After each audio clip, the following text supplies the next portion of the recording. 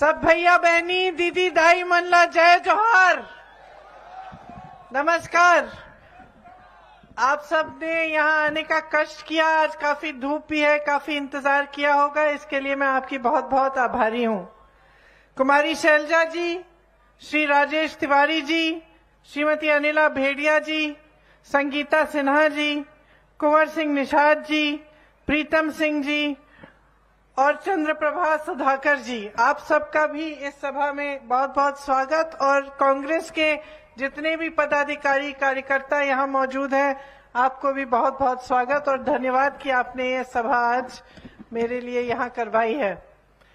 शुरू करने से पहले एक बार मेरे साथ कहिए, माँ कांकेश्वरी की, छत्तीसगढ़ महतारी जी की। तांदुला नदी के तट पर बसी बालोद की धरती को मैं प्रणाम करती हूँ। आप उस धरती के निवासी हैं जिसका लोहा पूरे देश को मजबूत करता है। राजहरा खदान का कच्चा माल भिलाई जाता है, लोहा बनता है उसका। यहाँ से पूरे देश को शक्ति मिलती है। आपकी मेहनत से और आपके काम से ये देश और मजबूत होता है। प्राकृतिक संसाधनों से भरपूर बालोद का पूरे देश की अर्थव्यवस्था को मजबूत बनाने का बहुत बड़ा योगदान है। इस योगदान के लिए ये पूरा देश आपके प्रति आभारी है। देखिए, चुनाव का समय है। पता नहीं यहाँ पे भाजपा के कितने नेता आए मेरे से पहले और क्या क्या भाषण देके गए हैं। हम भी हर रोज प्रचार के लिए कहीं जाते हैं, भाषण देते हैं, लोगों से बातचीत करते हैं। यहाँ मेरी बहनें बहुत सारी बैठी हैं। जब भी छत्तीसगढ़ आती हूँ तो सबसे बड़ी खुशी मुझे इस बात की होती है कि मेरी बहनें बाहर आती हैं और बातों को बहुत ध्यान से सुनती हैं। और यहाँ तो एक महिला उम्मीदवार भी हैं जिन पर हमें गर्व है। दो उम्मीदवार हैं। अच्छा, दोनों महिला हैं। तो हमें बहुत गर्व है कि छत्तीसगढ़ में काफी ज्यादा महिलाओं को टिकट मिले हैं चुनाव को लड़ने के लिए। जब भी मैं बघेल जी से पूछती हूँ छत्तीसगढ़ के बारे में, बातचीत करते हैं कि क्या क्या किया है उन्होंने, हमेशा महिलाओं की बात करते हैं। हमेशा बहुत गर्व से मुझे बताते हैं कि महिलाएं सबसे ज्यादा आगे बढ़ रही हैं छत्तीसगढ़ में।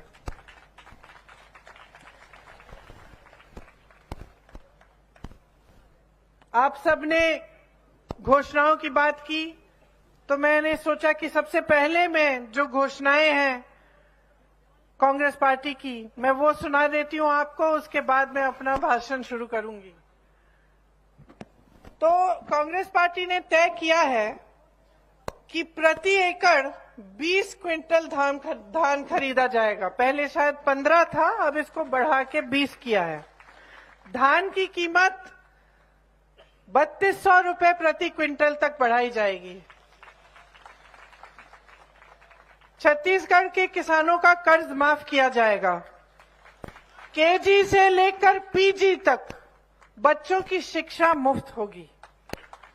सभी सरकारी स्कूल आत्मानंद स्कूलों में अपग्रेड होंगे। जो आज चल रहे हैं उनको और अच्छा बनाया जाएगा। जो आत्मानंद स्कूल है, आपने सुना होगा, वो इंग्लिश मीडियम है, उसमें बहुत अलग तरह की पढ़ाई होती है, उस तरह से इनको बनाया जाएगा। तेंदुपत्ता प्रति मानक बोरा की दर 6000 रुपए और 4000 रुपए सालाना बोनस होगा। भूमिहीन कृषि मजदूरों को 10,000 रुपए मिलेंगे। 200 यूनिट फ्री बिजली आप सबको मिलेगी। जब आप सिलेंडर को भरने जाएंगे तो 500 रुपए की आपको सब्सिडी मिलेगी। 17.5 लाख गरीबों को आवास मिलेगा। वन उपज का जो एमएसपी है, जो न्यूनतम समर्थन मूल्य है, उसके अतिरिक्त आपको 10 रुपए मिलेंगे वन उपजों के लिए। 10 लाख रुपए तक आपको मुफ्त इलाज मिलेगा। सड़क हादसों, आकस्मिक घटनाओं में मुफ्त इलाज मिलेगा। तीव्र फसल की एमएसपी पर खरीद होगी। 700 इंडस्ट्रियल पार्क बनाए जाएंगे। शायद अभी तक 300 बनाए गए हैं, 700 और बनाए जाएंगे। महिलाओं और स्वयं सहायता समूह और सक्षम योजना के कर्ज माफ किए जाएंगे। प्रदेश में जाति जनगणना की जाएगी। युवाओं को उद्योग हेतु 50% सब्सिडी के साथ सीधा ऋण मिलेगा।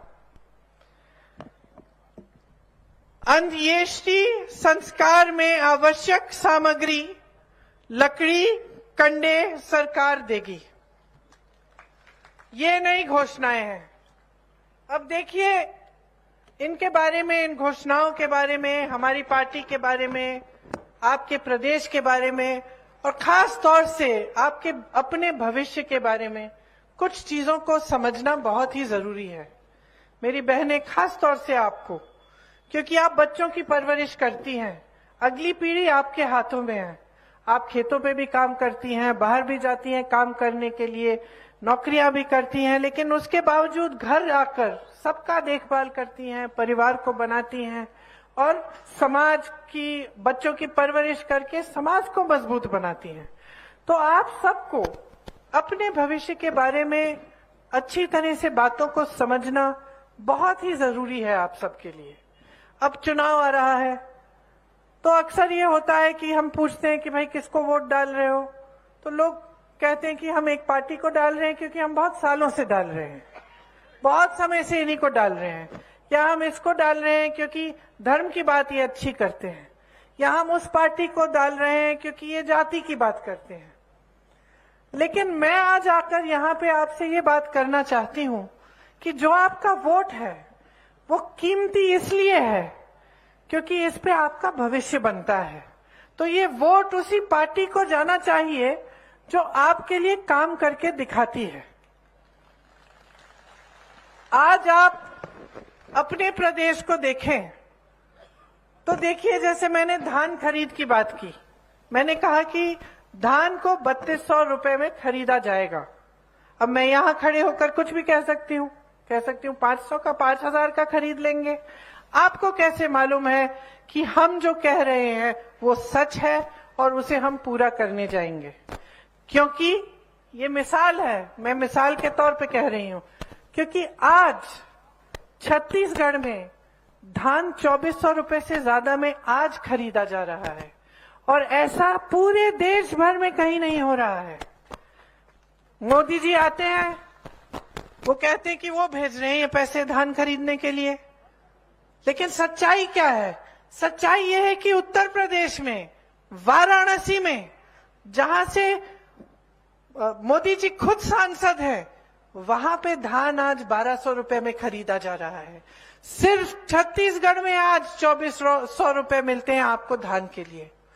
तो जब हम बात करते हैं कि हम इसको बढ़ाएंगे, 3200 करेंगे, तो इस बात का कुछ आधार है।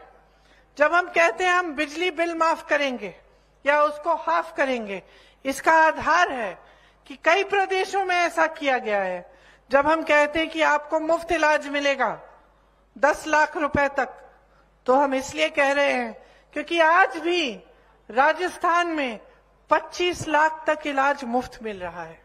तो जब आप अपने प्रदेश को देखते हैं तो क्या समझने की जरूरत है कि पिछले 5 सालों में क्या आपके प्रदेश को मजबूत किया गया है या कमजोर किया गया है? क्या जो आपकी संपत्ति है, जो सरकार का पैसा होता है, वो सरकार का नहीं होता है, वो आपकी जनता का पैसा होता है, आपकी संपत्ति होती है। ताली बजाने की बात नहीं है बहनों और भाइयों, ये सच्चाई है जिसका एहसास आपको होना चाहिए। जब सरकार खर्चती है इन पैसों को तो आपको पूछना चाहिए, भाई ये मेरे काम के लिए खर्चा जा रहा है या ये किसी और वजह से खर्चा जा रहा है? तो आप केंद्र सरकार को देखिए, भाजपा की जो मोदी सरकार है, मोदी जी के लिए 8000 करोड़ रुपए का एक जहाज खरीदा। उस जहाज का क्या इस्तेमाल होता है? मोदी जी घूमने जाते हैं विदेश में, एक जहाज खरीदा, एक और खरीद लिया। 16,000 करोड़ रुपए के 2 हवाई जहाज सिर्फ मोदी जी के घूमने के लिए खरीदे गए।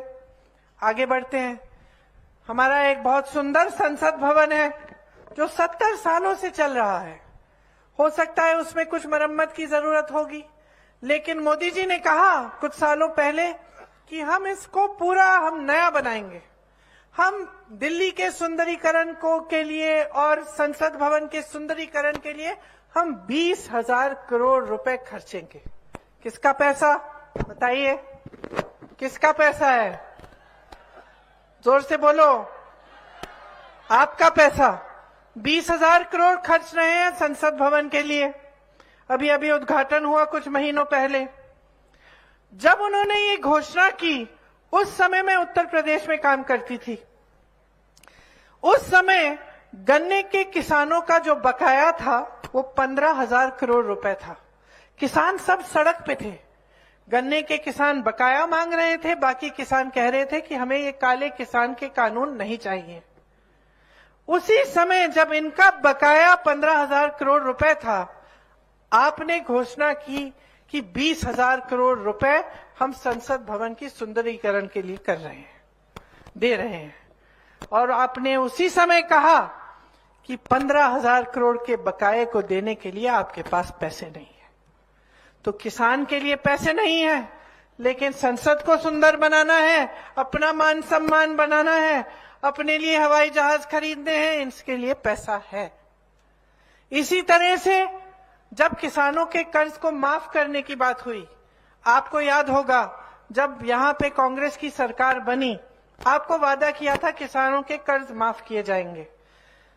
जैसे 24 घंटे नहीं हुए थे, 24 घंटे नहीं हुए थे कि बघेल जी और राहुल जी की बात हुई, और पहली जो मीटिंग थी मंत्रिमंडल की, पहली सभा में यह तय किया गया कि आज से हम किसानों के कर्ज माफ करना शुरू करेंगे। हुआ कि नहीं हुआ? हुआ। आपने खुद देखा, आप में से कई किसान भी होंगे जिनके कर्ज माफ हुए, तो आपने खुद देखा कि ये काम हुआ। भाजपा के लोग क्या कहते हैं? इसके लिए पैसे नहीं है। ये कहकर कि किसानों के कर्ज माफ करने के लिए पैसे नहीं है, उसी समय बड़े बड़े उद्योगपति अडानी जी, अंबानी जी के हजारों करोड़ रुपए माफ कर रहे हैं, जिनको जरूरत ही नहीं है, जिनके पेट भरे हैं, जिनके जीवन अच्छे चल रहे हैं, जिनके बड़े बड़े महल हैं। तो अब आपको समझना पड़ेगा कि ये पैसे किसके हैं। जब बड़े बड़े उद्योगपतियों के कर्ज माफ किए जाते हैं, किसको पैसों से माफ किए जा रहे हैं? किसके पैसों से? बताइए, किसके पैसे हैं? आपके पैसे हैं। जब बड़ी बड़ी इमारतें होती हैं, कुछ तो काम की होती हैं, ऐसी बात नहीं है कि सारी काम की नहीं है, कुछ चीजें काम की होती हैं, उनको समझिए कि चलो इस बार तो अच्छी तरह से पैसा खर्चा है। लेकिन जब आप देखते हैं कि फिजूल के खर्चे हो रहे हैं और आपका सारा पैसा आपसे लिया जा रहा है, आप पे हर तरह की टैक्स लग रही है, जीएसटी लग रहा है हर चीज पे। आपको कल दिवाली के लिए, धनतेरस के लिए बर्तन या कुछ खरीदने के लिए जाना होगा। अब देखिए महंगाई बढ़ गई है, बहुत बढ़ गई है। मेरी बहनें, आप जब दुकान जाती हैं, कुछ खाना बनाना है, कुछ मेहमान आ रहे हैं, घर में कुछ टूट गया है, उसकी मरम्मत करनी है, छत की थोड़ी मरम्मत करनी है, या दिवाली आ रही है, लिपाई पुताई करानी है, घर को सुंदर बनाना है, तो आपके दिल में ये बात हमेशा होती है, भाई कैसे करेंगे। हमें अगर खाना बनाना है, सोचते कि हम 2-4 सब्जियां बनाएंगे, कुछ बनाएंगे मेहमानों के लिए, दुकान जाते हैं, पहले टमाटर के दाम आसमान छू रहे थे, आज प्याज 100 रुपए से ज्यादा। तो दिल में ये लगता होगा कि खरीदेंगे कैसे, करेंगे कैसे, आगे बढ़ेंगे कैसे। हर रोज एक नया संघर्ष है हमारे सामने। और इसी समय आप देख रहे हैं कि आपकी जो संपत्ति है वो बड़े बड़े उद्योगपतियों को दी जा रही है।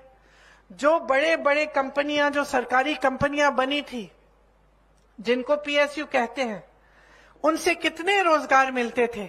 सब वही रोजगार चाहते थे, एक जमाने में चाहते थे कि प्राइवेट में नहीं, सरकार में हमारी नौकरी हो जाए, हम सुरक्षित हो जाएंगे। आज वो कंपनियां कहाँ हैं? वो तो देश की अमानत थी, देश की संपत्ति थी, आपकी थी वो भी। आज कहाँ है? सब प्राइवेट कर दी गई है। और किसको दी गई है? बड़े बड़े उद्योगपतियों को, कौड़ियों के दाम में बेची गई हैं। ज्यादातर अडानी जी को दी गई हैं। जितने भी बंदरगाह हैं, जितने हवाई अड्डे हैं, जितनी बड़ी कंपनियां हैं, ज्यादातर इन लोगों को सरकार ने दे दी। तो ये सरकार आपसे पैसे छीनती है, आपकी संपत्ति का इस्तेमाल करती है और बड़े बड़े उद्योगपतियों को दे देती है। इस सरकार में गरीबों के लिए सोच नहीं है, मिडिल क्लास के लिए सोच नहीं है। अब यहां सरकारी कर्मचारी बैठे होंगे काफी, जैसे मैंने कहा एक जमाने में सब सरकारी नौकरी चाहते थे, क्योंकि उससे क्या होता था कि 20 साल नौकरी करने के बाद भी सुरक्षा मिल जाती थी, पेंशन मिलता था और वो पेंशन अपने हाथों में मिलता था।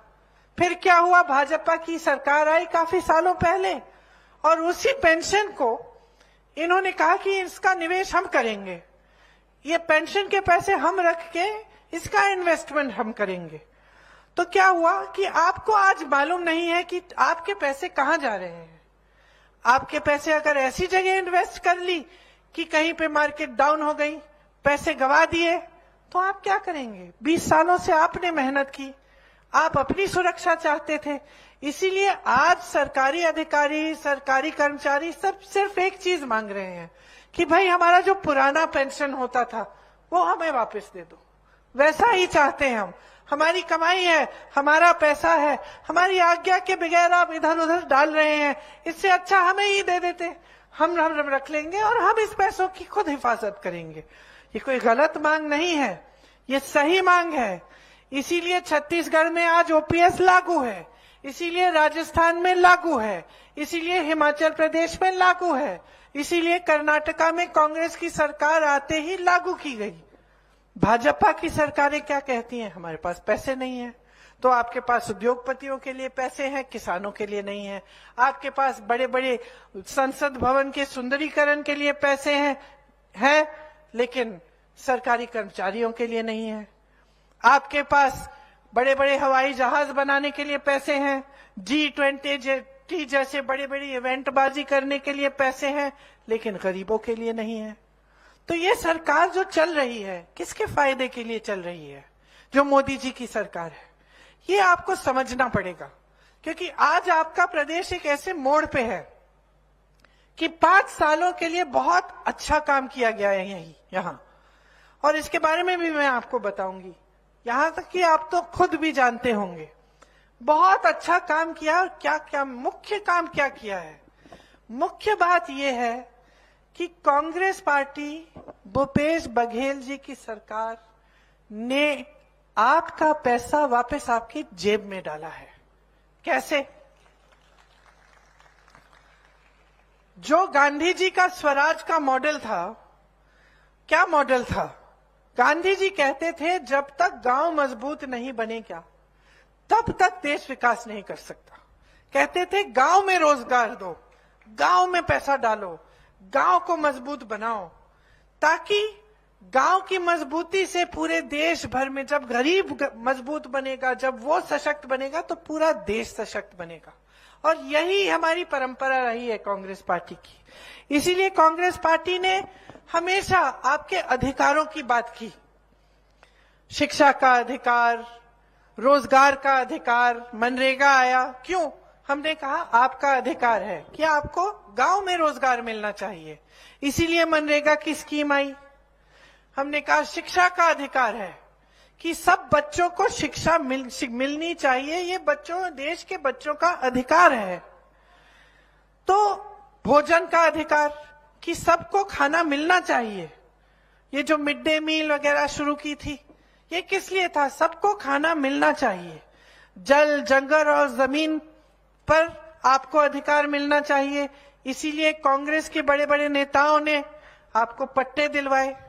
ये आप पे एहसान नहीं था कि आपके लिए कुछ बड़ा काम कर रहे हैं, क्योंकि हमारी ये समझ थी, हमारी ये सोच थी हमारी पार्टी की कि ये आपके अधिकार है, ये जमीन आपकी है, आपको पट्टे मिलने चाहिए, इन पर अधिकार सबसे पहले आपका बनता है। इसीलिए आप इंदिरा गांधी जी को याद करते हैं। अभी तक आप नारे लगा रहे थे इंदिरा गांधी अमर रहे, किस लिए? क्योंकि वो समझती थी कि ये देश आपका है, कि ये जल, जंगल, जमीन, इन पर अधिकार गरीब जनता को मिलना चाहिए, क्योंकि मजदूरों को मिलना चाहिए, क्योंकि आप ही का है ये। तो इस समझ से नीतियां बनाई गई। अब छत्तीसगढ़ में मैं कह रही थी कि बहुत सारे अच्छे अच्छे काम हुए हैं, और सबसे बड़ा काम ये हुआ है कि आपके अधिकार, आपकी शक्ति आपके हाथों में मिली है, और आपकी संपत्ति, आपका पैसा वापस आपकी जेब में आ रहा है। 5 सालों में 1.25 लाख करोड़ रुपए जनता के खातों में गए हैं। आपका पैसा आपके पास वापस आ रहा है। 5 सालों में छत्तीसगढ़ के लाखों लोग गरीबी रेखा से ऊपर आ गए हैं। आप अपने पास वाले प्रदेशों में देखो। कल मैं मध्य प्रदेश में थी। आवारा पशुओं की कितनी बड़ी समस्या है। उत्तर प्रदेश में मैंने काम किया है। बहनों, आपकी तरह जो बहनें हैं पूरे दिन खेतों में बैठती हैं कि आवारा पशु आएगा, खेत खा जाएगा, चल जाएगा। पूरे दिन धूप में बैठती हैं, और जब वो घर जाती हैं तो पूरी रात उनके पति किसान जाके बैठते हैं कि भाई हमें एक पहरेदारी करनी पड़ेगी अपने खेतों की। कोई पैसे खर्च रहा है उस पे आसपास दीवार बनाने के लिए, कोई कोशिश कर रहा है कि रात को पहरेदारी करेगा, खेतों को बचा के रखेगा। सरकार ने कुछ नहीं किया। यहां जब ये समस्या उठी तो कांग्रेस की सरकार ने क्या किया?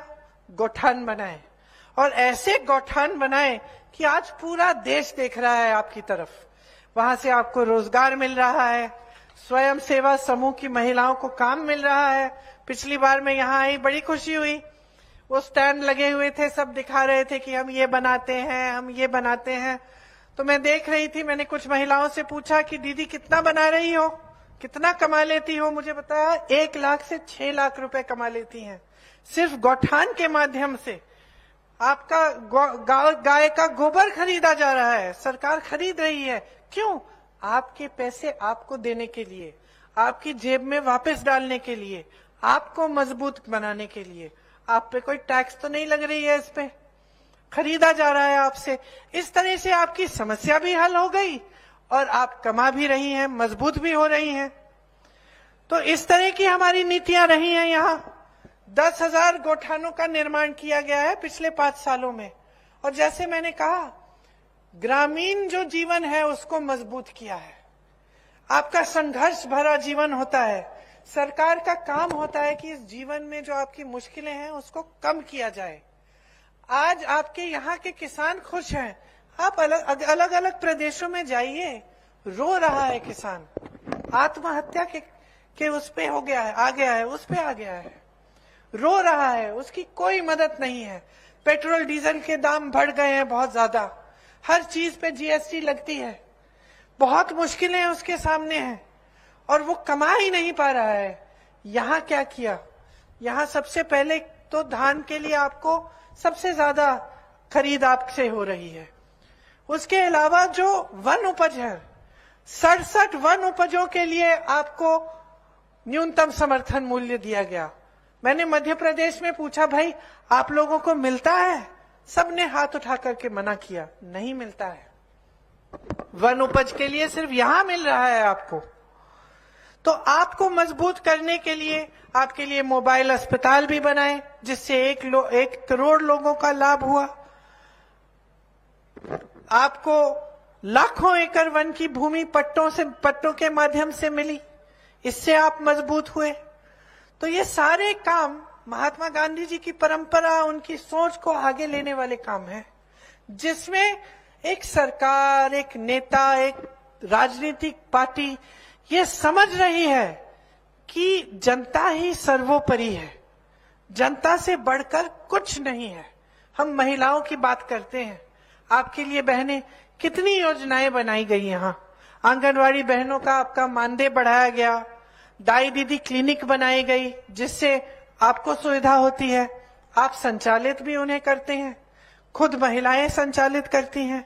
सरकारी कॉलेजों में लड़कियों के लिए स्नातक और मुफ्त शिक्षा कराई। स्वामी आत्मानंद स्कूलों में 50% महिलाओं के लिए आरक्षण, लड़कियों के लिए आरक्षण रखा। बेटियों की शादी के लिए 50,000 रुपए की मदद मिली, ताकि आप मजबूत बने। भाजपा की सरकारें क्या कर रही हैं? चुनाव आने लगता है तब घोषणाएं करते हैं। मध्य प्रदेश में गई, 18 सालों से सरकार है बहनों, भाजपा की 18 सालों से वहां सरकार है। 18 सालों से महिलाओं के लिए कुछ नहीं किया। अब चुनाव आ रहा है, 2 महीने पहले घोषणा कर दी कि आपके खातों में हम पैसे डालेंगे हर महीने। तो भाई, क्या पहले महिलाएं गरीब नहीं थी? क्या पहले मुश्किलों में नहीं थी? क्या पहले संकटों का सामना नहीं कर रही थी? तो आपने इतने साल, 18 साल इंतजार क्यों किया? तो इससे आपको पता चलता है कि इनकी घोषणाएं क्या सचमुच आपको मजबूत बनाने के लिए, आपको सशक्त बनाने के लिए है, या सिर्फ अपने आप को सशक्त बनाने के लिए, चुनाव के समय वोट लेने के लिए है। तो जब मैं कहती हूं कि गहराई से समझो, एक समय था जब भाजपा का राज था छत्तीसगढ़ में। आपका प्रदेश, जब लोग छत्तीसगढ़ का नाम सुनते थे तो मन में ये बात आती थी कि वहां हिंसा है, हिंसा का राज है, अराजकता है, गरीबी है। आज आपके प्रदेश के बारे में लोग क्या कहते हैं? मैं कुछ दिनों पहले एक शादी में गई थी दिल्ली में। वहां कुछ उद्योगपति थे, कुछ ऐसे दिल्ली के लोग थे। मुझे कहने लगे हमने सुना है कि सबसे अच्छी जगह बिजनेस करने के लिए तो रायपुर में है, छत्तीसगढ़ में है। हमने सुना है कि वहां का विकास बहुत ही ज्यादा हो रहा है। तो आज आपके प्रदेश के बारे में अन्य लोग दूसरे प्रदेशों में क्या सोच रहे हैं? आज देख रहे हैं कि देखो, छत्तीसगढ़ आगे बढ़ रहा है, आपका मान सम्मान आगे बढ़ रहा है। यहाँ एक नेता की मान सम्मान की बात नहीं हो रही है। भूपेश बघेल जी आपके काका हैं, आप उनको काका मानते हैं, आप उनको सर्वशक्तिमान, जिस तरह से मोदी जी ने अपने आप को बनाया वैसे नहीं मानते आप, कि आपसे दूर दूर रहते हैं, आप उनको टीवी पे देखते हैं। आपके बीच किसान के बेटे हैं, आपके बीच से उभर आए हैं, आपको जानते हैं। कुछ दिनों पहले मेरे भाई को ले गए थे खेतों में धान की कटाई के लिए, देखा आपने वीडियो? भैया सीख रहे थे। कौन सिखा रहा था? बघेल जी दिखा रहे थे। बघेल जी दिखा रहे थे क्योंकि वो जानते हैं वो किसान के बेटे हैं। तो आप ही में से निकले हैं, आपकी समस्याओं को समझते हैं। और वो अकेले ऐसे नेता नहीं है हमारी पार्टी में। हमारी पार्टी में तमाम ऐसे नेता हैं जो आपके बीच से उभर के आए हैं, जिनको हमारी पार्टी ने सशक्त बनाया है। और आपने अपनी शक्ति उन्हें दी है इसलिए क्योंकि वो आपको समझते हैं और दिल से आपके लिए काम करना चाहते हैं। आज आपकी संस्कृति को आगे बढ़ाया गया है। छत्तीसगढ़ महतारी मैं भी जानती हूँ, पूरा देश जानता है। प्रदेश के जो तीज त्योहार हैं, आपके जो खेल हैं, जो गांव में आप खेलते हैं, वो भी आगे बढ़ रहे हैं, उनको भी बढ़ावा दिया जा रहा है। भगवान राम, माँ सीता का वनगमन पथ बना है ताकि यहाँ पे तीर्थ यात्रा के लिए लोग आए। पहले कभी ऐसा नहीं हुआ था। संपूर्ण विकास है जो आध्यात्मिक तौर पर भी आपको समृद्ध कर रहा है। तो यहाँ आपने अपनी ही संस्कृति का बढ़ावा देखा। पूरे दुनिया भर की जितनी भी आदिवासी कौम है, सब यहीं आते हैं एक बार, जो आदिवासियों का बड़ा पर्व मनाते हैं यहाँ। तो ये सब काम आपके प्रदेश के लिए किया गया है, आपके लिए किया गया है। जबकि आप अपनी आंखों से देख रहे हैं कि भाजपा की सरकारें बड़े बड़े उद्योगपतियों के लिए बन रही हैं और उन्हीं के लिए चल रही हैं। जैसे मैंने कहा, आपकी संपत्ति उनको दी जा रही है। अडानी जी एक दिन में, सुन लीजिए बहनों, एक दिन में एक आदमी, अडानी जी 1600 करोड़ रुपए कमाते हैं एक दिन में। और देश का किसान आज 27 रुपए कमा रहा है एक दिन में। आप भूखे हैं, आपको कमाने में मुश्किल, और आपके पैसे, आपकी संपत्ति उनको दी जा रही है जो 1600 करोड़ रुपए कमा रहे हैं। ये है इनकी नीति। आज महंगाई और बेरोजगारी से पूरा देश जूझ रहा है। सबसे ज्यादा बेरोजगारी 45 सालों में आज है देश में। तमाम सरकारी पद खाली हैं। मध्य प्रदेश में अगर ये दुखद बात नहीं होती तो हास्य बात होती कि 3 सालों में सरकार ने 21 रोजगार दिए हैं, जबकि हर स्तर पर सरकारी पद खाली पड़े हैं। यहां आपकी सरकार ने आपके प्रदेश को जो केंद्र सरकार की कुनीतियां हैं उससे बचा के रखा है। अगर यहाँ का किसान आज खुश है, खुशहाल है, तो ये क्योंकि यहाँ की सरकार, हमारी सरकार की नीतियों ने आपको बचाया है, महंगाई से भी बचाया है। जो गैस सिलेंडर आपको मिलता है यहाँ पे, वहां बाहर अलग अन्य प्रदेशों में 1200-1400 तक पहुंच गया है। आपको सुविधा मिलती है। आपको हर तरह से महंगाई से बचाने की कोशिश प्रदेश की सरकार ने की है, किसानों को मजबूत करने की कोशिश की है। तो जब हम बात करते हैं आपकी मजबूती की, तो इसमें दो और मुख्य चीजें हैं जिसके बारे में मैं कहना चाहती हूं। सबसे पहले तो हम जातिगत जनगणना मांगते हैं, राहुल जी ने ये मांग उठाई। और जातिगत जनगणना होती क्या है, आपने बहुत बार सुनी होगी ये बातें। अब मेरे ओबीसी के भाई बहन यहां बहुत होंगे, एससी के, एसटी के। देखिए, खास तौर से आप लोगों के लिए ये बहुत जरूरी है कि आप ध्यान से सुने। जातिगत जनगणना का मतलब है कि देश में गिना जाए कि ओबीसी कितने हैं, दलित कितने हैं, आदिवासी बहन भाई कितने हैं, गरीब बहन भाई कितने हैं, कितने किसान ऐसे हैं जो गरीबी रेखा से नीचे हैं, कितनी जातियों का कौन कौन है, ये गिनती हो जाए। ये गिनती हम क्यों मांगते हैं? हम ये गिनती इसलिए मांगते हैं क्योंकि जब तक ये गिनती नहीं होगी तो सही तरह से न प्रतिनिधित्व होगा और न नीतियां बन सकती हैं। जब गिनती होती है तो हम जानते हैं कि भाई इस इलाके में इतने लोग दलित हैं, इनके लिए हम एक खास नीति बना सकते हैं, इनकी मदद के लिए, इनको आगे बढ़ाने के लिए। या हम कह सकते हैं कि जो ओबीसी वर्ग है ज्यादातर किस तरह के काम करते हैं, ये बढ़ाई का काम करते हैं, जैसे मजदूरी का काम करते हैं और अन्य ऐसे काम हैं जो ज्यादातर ओबीसी वर्ग के लोग करते हैं। तो हम सोच सकते हैं कि ठीक है, इन वर्गों को मजबूत करने के लिए, इन्हें और संपत्ति देने के लिए, इन्हें सशक्त बनाने के लिए कैसी कैसी स्कीम हम बना सकते हैं। जब गिनती नहीं होगी तो पता कैसे चलेगा कि किसके लिए क्या करना है और कैसे करना है? पता कैसे चलेगा कि सही प्रतिनिधित्व हो रहा है सबका कि नहीं? पता नहीं चलेगा। अब आपने मोदी जी से बहुत बार सुना होगा, वो कहते हैं कि वो खुद ओबीसी हैं, कहते हैं कि खुद ओबीसी वर्ग के लिए खूब काम करेंगे, आगे बढ़ाएंगे। और हम जब कहते हैं कि भैया गिन तो लो, आप काम करना चाहते हो, आगे बढ़ाना चाहते हो, मदद करना चाहते हो, तो गिन तो लो कितने लोग हैं, किस जाति के। मोदी जी कहते हैं कि गिनना ही नहीं है। जातिगत जनगणना की बात सुनते ही सारे भाजपा के नेता बौखला गए, फिजूल की बातें करने लगे इधर उधर के कि भाई कुछ भी हो जाए ये नहीं करना हमें। क्यों? क्योंकि ये जो घोषणाएं करते हैं, जो बातें करते हैं, खोखली हैं, आपके लिए सचमुच काम नहीं करना चाहते। ये सब अपनी मान सम्मान को बढ़ाने के लिए, वो दिखे सर्वज्ञानी, सर्वोपरि वही दिखे।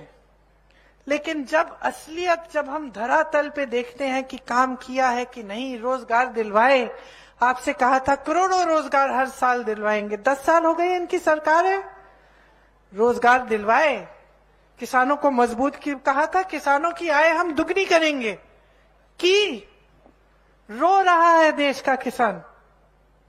कहा था नौजवानों के लिए नई नई स्कीम निकालेंगे, अच्छे अच्छे रोजगार बनाएंगे, जो थे उनको भी बिगाड़ दिया, जहां से रोजगार मिलता था उसको खत्म कर दिया। छोटे बिजनेस, छोटे उद्योग, छोटे छोटे उद्योगपति जो इस देश के इंजन थे, जिससे रोजगार मिलता था दुकानों में, छोटे छोटे उद्योगों में, उनको आपने नोटबंदी करके, जीएसटी करके, तमाम गलत नीतियां डाल के खत्म कर दिया। नौजवान ये आशा रखता था कि देश के लिए, देश की सुरक्षा के लिए जाएगा, जवान बनेगा सेना में। आज उसकी सारी आशाएं टूट गई हैं। अग्निवीर जैसी स्कीम आ गई, 4 साल जाइए सेना में, फिर घर लौट आइए बेरोजगार। तो जो था उसको बिगाड़ा, उसको गाली दे दे के, बुरा कह कह के, ये कह कह के कि 70 साल में कुछ नहीं हुआ, कुछ नहीं हुआ, कुछ नहीं हुआ, उसको बिगाड़ दिया। जो बनाया था सबने मेहनत से, इस देश की जनता ने अपनी मेहनत से जो अच्छा था वो या तो उन्होंने बिगाड़ दिया या अपने बड़े बड़े उद्योगपति मित्रों को दे दिया। कुछ नया बनाया, उनकी सरकार है। साथ में मध्य प्रदेश में मैंने पूछा, इंदौर गई थी, कितने यूनिवर्सिटी बनाई है भाई, कितने स्कूल खोले हैं? 7,000 से अधिक स्कूल बंद कर दिए, नए विश्वविद्यालय बनाए नहीं। मैंने कहा चलो कोई नया उद्योग बना दिया होगा, वो भी नहीं। तो क्या किया है सिवाय बोलने का, सिवाय घोषणाएं करने का, सिवाय बड़े बड़े भाषणों में बड़ी बड़ी सुंदर सुंदर बातें, बड़ी पब्लिसिटी इवेंट जहां सारी दुनिया भर के लोग आ रहे हैं और बड़े बड़े प्रेसिडेंट, प्रधानमंत्री आ रहे हैं, इसके सिवाय किया क्या है? और इसलिए ये आपको समझना बहुत जरूरी है, क्योंकि आपका प्रदेश इससे थोड़ा बहुत बच गया है।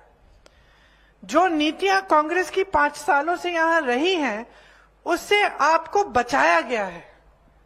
और अगर आप आज गलत निर्णय ले लेंगे तो ये जो आप बचा के रखे हैं ना अपने प्रदेश को, और जो आपका प्रदेश का मान सम्मान जो देश भर दुनिया भर में बढ़ रहा है, इसको आप खत्म कर डालेंगे। ये जितनी भी कार्य हम कर रहे हैं आपके लिए, जिससे आपको सुविधा मिल रही है, जिससे आप आगे बढ़ रहे हैं, जिससे आप गर्व से कह सकते हैं हम छत्तीसगढ़ के हैं, हमारी तरक्की हो रही है, ये सब खत्म हो जाएंगे, बंद हो जाएंगे। कोई ऐसा प्रदेश आप मुझे दिखा दीजिए पूरे देश में जहां भाजपा की सरकार है, जहां जो पलायन करके गया था वो आज कहने लगा है कि हम वापस अपने देश जाएंगे, अपने प्रदेश जाएंगे। एक दिखा दीजिए, एक ऐसा नहीं है। लेकिन मैं दिल्ली में छत्तीसगढ़ के ऐसे वासियों से मिली हूं जो कहते हैं कि दीदी हो गया अब हमें अच्छी नौकरियां अपने प्रदेश में मिल रही हैं, अब हमें मौके मिल रहे हैं अपने प्रदेश में, हम अपने प्रदेश में जाके कुछ छोटा मोटा अपना ही बिजनेस शुरू कर लेंगे। तो आप सोचिए, आपका जो प्रदेश है एक बहुत महत्वपूर्ण जगह पे आ गया है। 5 साल और दोगे तो 5 साल और ऐसी ही स्कीमें चलेंगी जिससे आपकी संपत्ति आपके हाथों में मिलेगी। 5 साल और दोगे तो और मौके मिलेंगे और सशक्त बनने की। बहनें, आपके बच्चों का भविष्य मजबूत बनेगा। जैसे पिछले 5 सालों में आपने खुद ही देखा होगा, आपका अपना अनुभव आपको कह रहा होगा कि हाँ, हमने तरक्की देखी है, हमारी आंखों के सामने कुछ अच्छा हो रहा है। ये जो कांग्रेस की राजनीति चल रही है, कांग्रेस की सरकार चल रही है, ये हमारी भलाई के लिए ही चल रही है। तो मैं आपसे सिर्फ ये कहना चाहती हूं कि गहराई से समझो कि आपका प्रदेश आज आगे बढ़ने लगा है। 5 साल और दोगे तो कहां पहुंच जाएगा? 5 साल और दोगे तो कितने और सशक्त बन जाओगे, कितनी और संपत्ति जो आप ही की है आपके जेब में डाली जाएगी। और जो आसपास के प्रदेश हैं, उत्तर प्रदेश को देखिए, मध्य प्रदेश को देखिए, आसपास से का कोई सा भी प्रदेश देख लीजिए जिसमें भाजपा की सरकार है, आपको खुद दिख जाएगा कि उसमें और आप में कितना फर्क है। इसीलिए आप जब वोट डालने के लिए जाएंगे तो पूरी तरह से जागरूक बन के अपना वोट दीजिए। पता करिए, अगर आपको मेरी बातों पर विश्वास नहीं है, आपको लगता है कि चलो ये तो कांग्रेस पार्टी के लोग हैं, ये तो कहेंगे ही, तो आप खुद किसी जान पहचान से पूछ लीजिए किसी और प्रदेश में कि भाई कैसा चल रहा है काम, वहां किसान खुश है, वहां महिलाओं के लिए मौके हैं, वहां क्या गौठान बने हैं जहां से नौकरियां मिलती हैं, क्या ग्रामीण रोजगार बढ़े हैं कि घटे हैं। तो आपको सच्चाई खुद पता चल जाएगी। और जो आप जी रहे हैं, जो तरक्की आप खुद देख रहे हैं, उसको भी आप गहराई से समझो, ताकि जब आप वोट डालने जाएंगे तो आपका वोट सही जगह जाएगा। क्योंकि बहुत बड़ी जिम्मेदारी है, आज गलती करोगे तो 5 साल भुगतोगे।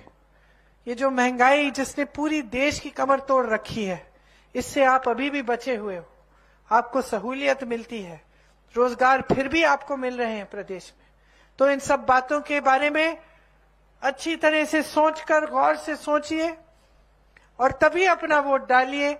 मैं तो दावे के साथ कह सकती हूं कि अगर आप सोच समझ के और पूरी जिम्मेदारी से अपना वोट डालेंगे तो आपका वोट सिर्फ और सिर्फ कांग्रेस पार्टी को जाएगा। और अपनी तरफ से मैं कहना चाहती हूं कि जब पिछली सरकार बनी थी तो मेरे भाई राहुल जी ने कहा था कि किसानों का कर्ज माफ करना एकदम शुरू किया जाएगा। बघेल जी ने 24 घंटों के अंदर अंदर वो काम शुरू किया।